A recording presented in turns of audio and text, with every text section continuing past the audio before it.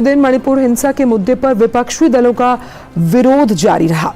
दोनों सदनों में कार्यवाही बार बार स्थगित किए जाने के बाद दिन भर के लिए इसे स्थगित कर दिया गया।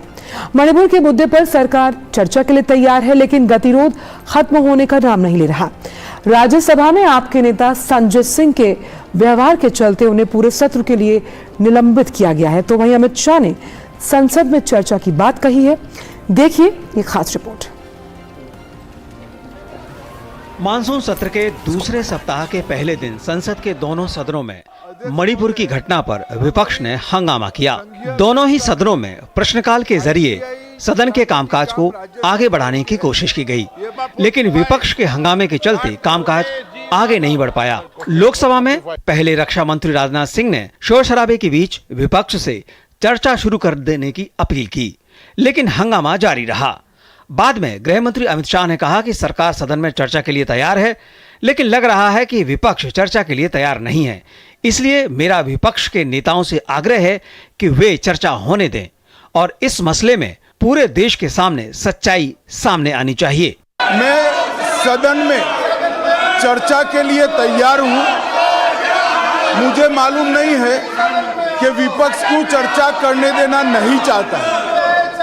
मेरा विपक्ष के नेता को आग्रह है कि चर्चा होने दे और इस महत्वपूर्ण मसले पर पूरे देश के सामने सच्चाई जाए, बहुत महत्वपूर्ण है। सरकार के तमाम प्रयासों के बाद भी विपक्ष का अड़ियल रुख बना रहा और चर्चा नहीं हो सकी।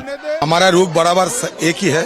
शुरू के दिन से हम लोग यही मांग कर रहे हैं कि ये मणिपुर की जो गंभीर मुद्दे, मणिपुर की गंभीर हालत, इसको मद्देनजर प्राइम मिनिस्टर सब आके सदन के अंदर बयान पेश करें।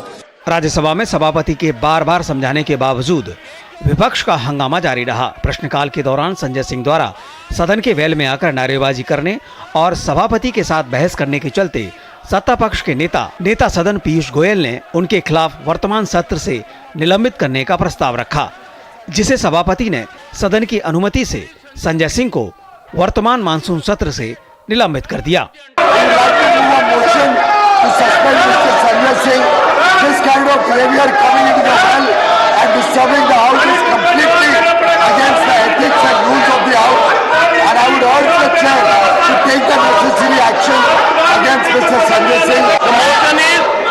Sanjay Singh be suspended for the entire duration of this session for having repeatedly violated directive of the chair. If the House approves it, Sanjay Singh is suspended as member during the entire session of this House. Rajya Sabha में सत्ता पक्ष की ओर से BJP सांसदों ने नियम 176 के तहत पश्चिम बंगाल, तेलंगाना, छत्तीसगढ़, केरल और राजस्थान में कानून व्यवस्था और महिलाओं के खिलाफ हिंसात्मक घटनाओं पर नोटिस भी दिए। सदन में आम आदमी पार्टी के सांसद संजय सिंह द्वारा निलंबन के बावजूद सदन में उपस्थित रहने पर उपसभापति द्वारा आपत्ति दर्ज की गई। वहीं लोकसभा में राष्ट्रीय दंत चिकित्सा आयोग विधेयक 2023 पेश किया गया।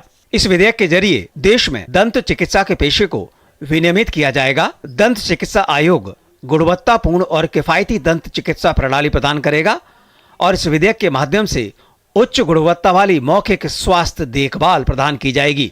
साथ ही दंत चिकित्सा आयोग के जरिए राष्ट्रीय मानकों को एक समान बनाने का भी प्रावधान किया गया है। इस बीच लोकसभा में ही डीएनए प्रौद्योगिकी उपयोग और अनुपयोग विधेयक 2019 को वापस ले लिया गया। दोनों सदनों में विपक्ष के हंगामे के चलते जारी गतिरोध को दूर करने के लिए सत्ता पक्ष की ओर से कई प्रयास किए गए, जिसमें सत्ता पक्ष के कई वरिष्ठ नेताओं ने सदन में विपक्ष के नेताओं से वार्ता भी की, लेकिन इसका असर सदन में देखने को नहीं मिला। बाद में राज्यसभा के सभापति ने सदन में सभी पार्टी के नेताओं के साथ फ्लोर बैठक भी की। देखना होगा कि मंगलवार को जब संसद की कार्यवाही शुरू होगी तब विपक्ष का रुख क्या रहता है।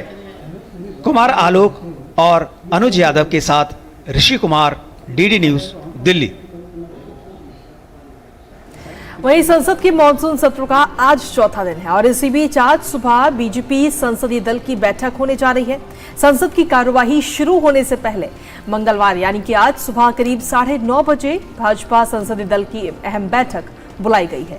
प्रधानमंत्री नरेंद्र मोदी इस बैठक में सत्र के बचे हुए दिनों के लिए रणनीति पर चर्चा कर सकते हैं। भाजपा संसदीय दल की बैठक में पार्टी के दोनों सदनों, लोकसभा और राज्यसभा के सांसद मौजूद रहेंगे। इसके साथ ही बैठक में संसद में जारी गतिरोध और विपक्षी दलों के हमलों पर पलटवार करने की जवाबी रणनीति पर भी चर्चा हो सकती है।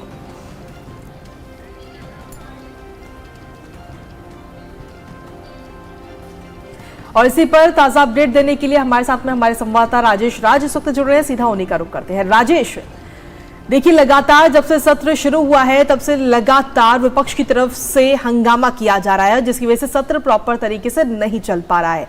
तो ऐसे में हालांकि संसदीय दल की बैठक भारतीय जनता पार्टी की तरफ से बुलाई गई है, साथ ही सर्वदलीय बैठक भी कल हुई थी। तो क्या अब आज उम्मीद की जाए कि संसद का जो सत्र है वो सुचारू रूप से चल पाएगा? देखिए कृतिका, सत्ता पक्ष की तरफ से लगातार ये कोशिश की जा रही है कि सदन की कार्रवाई ठीक ठाक तरीके से चले। मॉनसून सत्र का ये दूसरा हफ्ता है और दूसरे हफ्ते में भी अब तक कोई ठोस विधायी कार्य नहीं हो पाए हैं। लिहाजा सत्ता और विपक्ष के बीच जो टकराव का नतीजा देखने को मिल रहा है कि सदन की कार्रवाई जो है वो बाधित अब तक रही है और जिसकी वजह से कोई बड़ा कामकाज हम अब तक संसद में नहीं देख पाए हैं। लगातार फ्लोर जो लीडर्स हैं उनके साथ बैठकों का दौर हो या फिर ऑफ द रिकॉर्ड भी कई बार सभापति उपसभापति के साथ सदस्यों की बैठक हो, ये लगातार सदन के भीतर और बाहर जारी है और ये कोशिश की जा रही है सत्ता पक्ष की तरफ से कि फ्लोर मैनेजमेंट के जरिए सदन में कामकाज जो है वो ठीक तरीके से शुरू करा लिया जाए। मणिपुर के सवाल पर विपक्ष जो है वो आंदोलित है। नियम का हवाला देकर सभापति उनकी मांग को मान नहीं रहे और विपक्ष है कि हठधर्मिता पर उतरा हुआ है और लगातार ये मांग कर रहा है कि नियम 267 के तहत, जिसमें डिवीजन का प्रावधान है, वोटिंग का प्रावधान है, उसके तहत वो चर्चा सुनिश्चित कराना चाहते हैं, जिसमें कार्य स्थगन प्रस्ताव जो है वो दिखाई पड़ता है कि जो काम होना है उसको रोककर इमीडिएट चर्चा शुरू करा ली जाए। और प्रधानमंत्री नरेंद्र मोदी ने पहले ही दिन जब सदन के बाहर ये बयान दे दिया था कि मणिपुर में जो घटनाएं घट रही हैं उससे वो चिंतित हैं, देश के लिए ये शर्मनाक है, उसके बाद बहुत कुछ जो है वो विपक्ष के पाले में बच नहीं पा रहा था और सत्ता पक्ष की ये कोशिश थी कि चर्चा हो और चर्चा के बाद गृह मंत्री उस पर जवाब दे दें। गृह मंत्री ने कल लोकसभा में आकर ये अपील भी की कि भाई चर्चा इस पर होनी चाहिए और अपना जो पक्ष था उन्होंने रखा भी, लेकिन विपक्ष है वो चाहता है कि प्रधानमंत्री आकर बयान दे और बयान के बाद फिर जो है वो चर्चा हम शुरू करा ली जाए। तो कई परंपराओं को तोड़ने की बात जो है विपक्ष कर रहा है और सत्ता पक्ष परंपराओं की जो डोरी है उससे वो बंधे हुए हैं। लिहाजा सदन में अब तक कायदे से चर्चा शुरू नहीं हो पाई है। अब देखना होगा कि आज का दिन किस तरीके से शुरू हो पाता है, लेकिन विपक्ष की जो हठधर्मिता है उससे बहुत कुछ साफ दिखाई नहीं पड़ रहा है। बीजेपी संसदीय दल की आज बैठक होनी है और उस बैठक में भारतीय जनता पार्टी जो है अपने सांसदों को कहीं ना कहीं यह नसीहत देने की कोशिश करेंगे कि विपक्ष का कैसे काउंटर किया जाए। तो हम मान सकते हैं राजेश की पक्ष ने, यानी कि अगर हम भाजपा की बात करें तो रणनीति में थोड़ा बदलाव किया। हमने देखा कि अमित शाह चर्चा पर जवाब देने के लिए तैयार है, वहीं पर रक्षा मंत्री राजनाथ सिंह ने जो विपक्षी दल है खासतौर पर मल्लिकार्जुन खड़गे से भी फोन पर बात की और इतिहास गवाह रहा है कि जब भी अगर मणिपुर में कुछ ऐसा हुआ है तो गृह मंत्रालय ने ही जवाब दिया है संसद में। ऐसे में बीच का रास्ता निकालने की क्या कोशिश की जाएगी सत्ता पक्ष द्वारा, क्योंकि एक सशक्त विपक्ष की भूमिका नहीं निभा पा रही है जो विपक्षी दल है वो? देखिए आंचल, संसदीय परंपरा तो यही कहती है कि जिस विभाग से संबंधित चर्चा होती है उस संबंधित विभाग के मंत्री ही उस चर्चा का जवाब देते हैं और अगर मणिपुर में हिंसा का मसला है तो जाहिर तौर पर चर्चा अगर होगी तो चर्चा का जवाब गृह मंत्री ही देंगे। लेकिन प्रधानमंत्री से बयान की मांग जो है वो विपक्ष उस पर अड़ा हुआ है, जो कहीं ना कहीं थोड़ा बेतुका जरूर दिखता है। चुनावी मजबूरी तो नहीं है राजेश? देखिए, चूंकि अपने फेस को बचाने की कवायद विपक्ष कर रहा है। विपक्ष ने अभी एक नया संगठन बनाया है इंडिया और उसके तहत वो कहीं ना कहीं रणनीतियां बनाकर सत्ता पक्ष को घेरने की कोशिश कर रहा है। चूंकि आने वाले दिनों में कई राज्यों में चुनाव होने हैं, लोकसभा के चुनाव होने हैं, तो कहीं ना कहीं विपक्ष की ये कोशिश है कि वो जनता के सामने सत्ता पक्ष की जो खामियां हैं उसको उजागर कर अपना चेहरा जो है वो बचाने की कोशिश करे। विपक्ष की भूमिका निभाए, लेकिन डेमोक्रेसी में विपक्ष की भूमिका तब और भी ज्यादा बढ़ जाती है जब आप सत्ता की खामियों को कायदे से उजागर करते हैं और जनता के सामने प्रस्तुत करते हैं। लेकिन हठधर्मिता के लिए डेमोक्रेसी में कोई जगह आंचल नहीं होनी चाहिए, और शायद यही वजह है कि बहस विमर्श और वोट से लोकतंत्र का तकाजा जो है वो देखने को मिलता है, लेकिन डर और डंडे के लिए कोई जगह डेमोक्रेसी में नहीं होती है। तो सदन के भीतर बहस विमर्श और वोटिंग के जरिए हम कई बार असहमतियों के बीच सहमति के रास्ते निकालते हैं, लेकिन विपक्ष जिस तरीके से हठधर्मिता अपना रहा है, ऐसे में तो मुझे डर और डंडा ही दिखाई पड़ रहा है, जिसका जिक्र अपने कोर्ट्स में राम मनोहर लोहिया हमेशा किया करते थे। अब देखना होगा कि सत्ता पक्ष की तरफ से आज जो भारतीय जनता पार्टी संसदीय दल की बैठक हो रही है, प्रधानमंत्री नरेंद्र मोदी, भारतीय जनता पार्टी के राष्ट्रीय अध्यक्ष जेपी नड्डा समेत तमाम जो राज्यसभा और लोकसभा के भारतीय जनता पार्टी के सांसद हैं, वो इस बैठक में 9:30 बजे शिरकत करेंगे। और अमूमन प्रधानमंत्री मोदी इस बैठकों में अपने सांसदों को टिप्स देते हैं, नसीहत देते हैं कि कैसे संसद के भीतर रहकर सत्ता पक्ष को काउंटर करना है, कैसे अधिक से अधिक समय तक संसद के अंदर रहना है, पढ़ना लिखना है, कैसे नई चीज़ों का सृजन करना है, और किस तरीके से सरकार की जो बातें हैं उसको संगठन के जरिए ग्राउंड जीरो तक ले जाना है।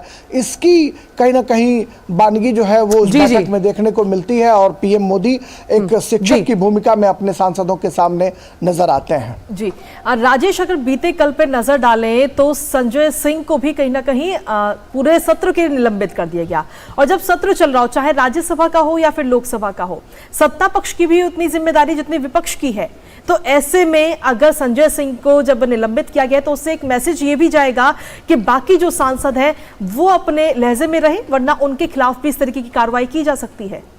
देखिए, संजय सिंह की जहाँ तक बात है तो संजय सिंह कहीं ना कहीं ऊंची आवाज़ में सदन के भीतर अपनी मांगे जो हैं वो मनवाने के लिए जाने जाते हैं। लाउड वॉइस में वो कई बार सभापति आसन से टकरा जाते हैं, जिसकी संविधान इजाज़त नहीं देता है। आप अपनी बात रख सकते हैं, विरोध दर्ज करा सकते हैं संविधान के दायरे में नियमों का उल्लंघन किए बिना, लेकिन कई बार जब आप आसन के साथ टकरा जाते हैं, बेल में आ जाते हैं, आसन के बीचों बीच आ जाते हैं, तख्तियां लहराते हैं, अखबार की क्लिपिंग्स लहराते हैं, जिसकी कहीं ना कहीं राज्यसभा या लोकसभा की जो नियमावली है वो इसकी इजाज़त नहीं देता है, तो ऐसी स्थिति में सभापति को कार्रवाई करनी पड़ती है। संजय सिंह के लिए ये पहला मौका नहीं है, इससे पहले भी संजय सिंह 2 बार राज्यसभा की कार्रवाई से निलंबित किए जा चुके हैं। आपको याद होगा कि हरिवंश जब उपसभापति थे उस वक्त हरिवंश ने एक बार 12 सांसदों को बाहर का रास्ता दिखाया था, जिसमें संजय सिंह, नासिर हुसैन समेत अनेक जो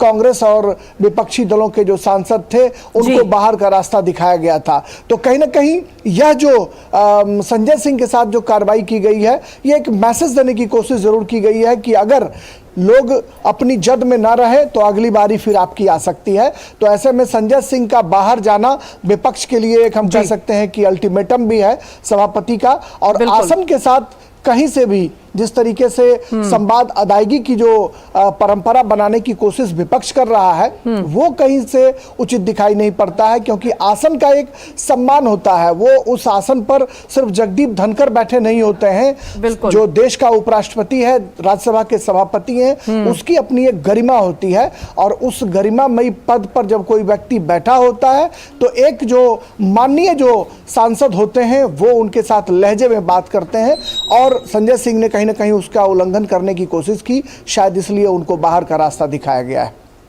जी, तो साफ तौर पर पक्ष हो चाहे विपक्ष, तमाम सांसदों को ये बात समझनी होगी कि संसद की गरिमा का ख्याल उन्हें रखना है, वरना जिस तरह से रेड फ्लैग दिखाया गया संजय सिंह के खिलाफ और भी कई नाम हो सकते हैं। उम्मीद करते हैं कि संसद की जो कार्रवाई है वो सुचारू रूप से चले। राजेश, आगे भी आपसे इस पूरे मसले पर हम अपडेट्स लेते रहेंगे, लेकिन फिलहाल इन तमाम जानकारियों को हमसे साझा करने के लिए बहुत बहुत शुक्रिया।